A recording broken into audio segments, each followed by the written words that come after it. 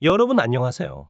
오늘의 스포츠 뉴스에서는 축구 경기의 화려한 순간들을 함께 살펴보겠습니다. 먼저 대한민국 축구의 새로운 영웅 이강인 선수에 대해 이야기해 볼까요?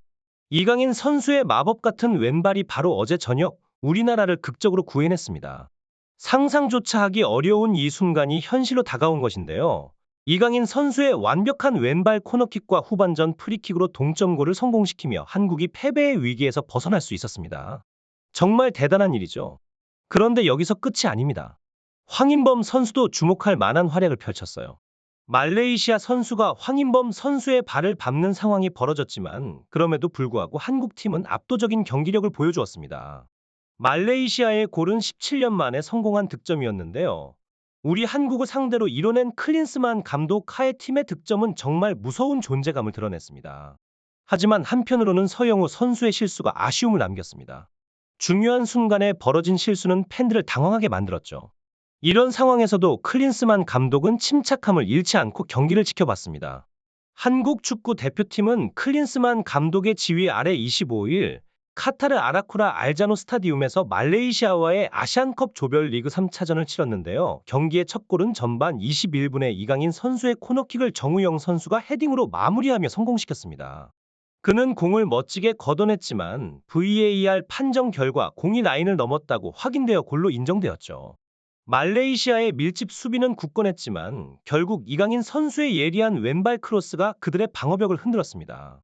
손흥민 선수와 이강인, 정우영 선수의 조화로운 움직임은 말레이시아의 골망을 노렸고 조규성 선수의 피지컬과 활동량이 말레이시아의 방어를 공략했지만 쉽게 뚫리지는 않았습니다. 한국 팀은 말레이시아의 공격에 몇 가지 허점을 노출시켰고 클린스만 감독이 구성한 공격적인 미드필드 조합은 불안정한 모습을 보였습니다. 말레이시아는 위협적인 움직임으로 한국 팀을 압박했고 볼 소유 시 즉각적인 수비 전환으로 좁은 간격을 유지하며 공간을 주지 않았습니다.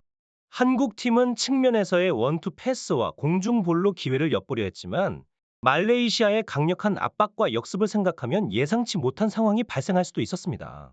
수비에서는 김민재 선수가 홀로 분투하며 아쉬운 뒷문 조직력을 보여주었습니다. 경기 분위기를 전환시키기 위해서는 득점이 필요했고 한국은 세트피스에서 해결책을 찾았습니다. 전반 22분 이강인 선수가 왼쪽 코너킥에서 정확한 크로스를 올렸고 정우영 선수의 머리를 거쳐 골망을 흔들었습니다. 말레이시아 골키퍼는 정우영의 헤더를 막아내려 했지만 VAR 결과 골로 인정되었고 중계 카메라에도 골라인을 넘어간 장면이 포착되었습니다. 이강인 선수의 왼발 한 방이 답답했던 경기의 흐름을 깨뜨린 순간이었습니다. 바레인과 요르단에 비해 한 수 아래로 평가받는 말레이시아 팀에 대한 기대는 매우 높았습니다. 많은 이들이 한국이 이 경기에서 완전히 압도적인 모습을 보여줄 것이라 예상했죠. 하지만 경기가 시작되자마자 상황은 예상과 달랐습니다. 한국 팀의 모습이 너무나 답답하게 느껴졌습니다. 공격 패턴이 뚜렷하지 않고 마치 이강인 선수만이 팀을 이끌고 있는 듯한 인상을 받았습니다. 김민재, 황인범, 손흥민, 정우영 같은 스타 선수들을 제대로 활용하지 못하는 모습에 축구 팬들의 실망감은 커져만 갔습니다. 이러한 상황 속에서 축구 커뮤니티는 클린스만 감독에 대한 비판의 목소리를 높였습니다. 팬들 사이에서는 클린스만 감독의 전술에 대한 의문이 제기되었는데요. 그의 전술이 어떤 것인지, 심지어 무전술로 보인다는 의견도 나왔습니다. 이에 비해 벤투 감독은 점유율 축구, 전방과 후방에서의 공격적인 빌드업 등의 전략을 가지고 있었던 것과 대조적이었습니다. 특히 말레이시아와 같은 팀을 상대로는 테이션을 돌려야 하며 선수 교체도 더 활발하게 이루어져야 한다는 의견이 제기되었습니다. 사이드 윙백의 활약이 제한적인 전술에 대한 지적도 있었고 클린스만 감독이 경기에 대한 충분한 준비를 하지 않은 것 같다는 평가도 나왔습니다.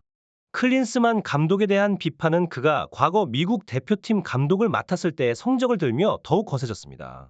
볼프스부르크와 바르셀로나에 크게 패한 사례, 그리고 최악의 성적으로 짧은 시간 안에 해임된 사실 등이 언급되며 그의 전술과 리더십에 대한 의문이 제기되었습니다. 이러한 상황에서 많은 팬들이 실망감을 표현하며 클린스만 감독에 대한 불만을 토로했습니다. 미국 대표팀을 거쳐 헤르타 베를린 감독을 맡았던 클린스만 감독은 페이스북 라이브를 통해 사임했던 인물입니다. 오늘 경기 프리뷰에서 클린스만 감독이 선수를 배치하는 데 있어 여러 가지를 고려했다고는 하지만 제 눈에는 그저 준비 부족한 모습으로 보였습니다. 클린스만 감독에 대한 팬들의 반응은 대체로 그가 더 적극적으로 나서야 한다는 것이었습니다. 한국 대표팀이 오늘 말레이시아와의 경기에서 대승을 거두고 조 1위로 올라선다면 최악의 대진표를 맞게 될 것으로 보입니다. 한국이 조 1위로 통과하면 16강에서는 우승 후보로 꼽히는 일본과 맞붙게 됩니다. 이번 대회의 하이라이트로 여겨지는 한일전이 조기에 펼쳐질 가능성이 있는 것이죠. 한국은 1차전과 2차전에서 주전 선수들이 대부분 풀타임을 소화했지만 일본은 인도네시아와의 경기에서 로테이션을 돌리며 주전 선수들의 체력을 아꼈습니다. 게다가 일본은 한국보다 하루 더 휴식을 취할 수 있는 상황입니다. 한국이 일본을 꺾고 결승에 진출한다 해도 8강에서는 강팀 이란을, 준결승에서는 지난 대회 우승국이자 이번 대회의 개최국인 카타르를 만날 것으로 보입니다. 조 1위로 통과하는 순간부터 일본, 이란, 카타르와 같은 강팀들과의 피 튀기는 대진에 합류하게 되는 겁니다. 그렇다면 이제 조 2위로 진출할 경우 우리 대표팀에게는 어떤 강점이 있을까요? 물론 사우디나 호주와 같은 팀들을 만나게 될 수도 있지만 가장 큰 장점은 바로 일정입니다. 16강에서 일본을 피하며 하루 덜 쉰 일본과 맞붙지 않아도 된다는 점이 큰 이점이 될 수 있습니다. 또한 준결승을 치르고 나서 반대편 결승 상대보다 하루를 더 쉬는 일정을 가지게 되는데 이는 토너먼트 대회에서 매우 중요한 요소입니다. 하지만 이런 전략적인 접근에도 불구하고 클린스만 감독에 대한 불만은 계속해서 높아지고 있습니다. 팬들은 클린스만 감독의 조규성 선수에 대한 지속적인 신뢰와 전술적인 능력, 선수 선발에 대해 의문을 제기하고 있습니다. 특히 풀백 포지션의 선수 선발이 부족하다는 점이 크게 비판받고 있는 상황입니다. 일본에서도 한국과의 16강 매치에 대한 이야기가 활발합니다. 일본의 수비력이 약하다는 우려 속에 한국을 상대로 여러 골을 실점할 수 있다는 비관적인 의견이 나오는 한편 16강에서 한국을 꺾고 기세를 올려야 한다는 주장도 있습니다. 일부 일본 팬들은 중동의 강팀들보다 오히려 한국이 상대하기 쉬울 것이라는 의견을 제시하고 있습니다. 만약 우리가 말레이시아를 상대로 큰 승리를 거두고 골 득실에서 요르단을 제치게 되면 조 2위로 올라서게 되고 그 결과 16강 상대는 일본이 될 확률이 높아집니다. 아시안컵에서의 감독 연봉 순위에서 압도적인 1위를 기록한 전 맨체스터 시티 감독 만치니가 이끄는 사우디아라비아와의 16강 대결이 기다리고 있습니다. 이후 호주와의 경기를 치르는 것이 좋을까요? 아니면 16강에서 일본을 만나고 이어서 이란과의 경기를 가지는 것이 더 나을까요? 여러분의 생각은 어떠신가요? 이와 관련하여 최근 이강인 선수의 마요르카 시절부터 시작된 벌크업이 큰 화제가 되고 있습니다. 그의 단단한 몸매가 주목받으면서 많은 전문가들은 피지컬의 중요성뿐만 아니라 코어 근육의 중요성을 강조하고 있습니다. 이강인 선수가 코어 근육을 강화하면서 드리블, 탈압박, 몸싸움 등에서 더욱 강해진 모습을 보여주고 있는 것이죠. 특히 최근 아시안컵 훈련 영상에서 포착된 이강인 선수의 허벅지 근육이 팬들 사이에서 화제가 되고 있습니다. 한국 대표팀 소속 이강인 선수의 허벅지 근육이 강조된 사진과 영상을 본 현지 팬들은 와, 정말 허벅지가 대단하다. 한국의 우승을 기원해요. 강인이가 득점왕 되길 바라며 진짜 강해 보여. 우리의 아시안 크리스티아노 호날두 등의 반응을 보이며 놀라움을 표현했습니다. 이강인 선수가 음바페에 대해 한 발언이 팬들 사이에서 큰 관심을 받고 있습니다. 이강인 선수는 최근 화보 촬영을 하며 진행된 인터뷰에서 흥미로운 이야기를 나눴는데요. 오늘은 디올의 옷을 입고 촬영했어요. 디올은 PSG와 돈독한 우정을 자랑하고 있으며 파리를 대표하는 브랜드죠? 라고 말했습니다.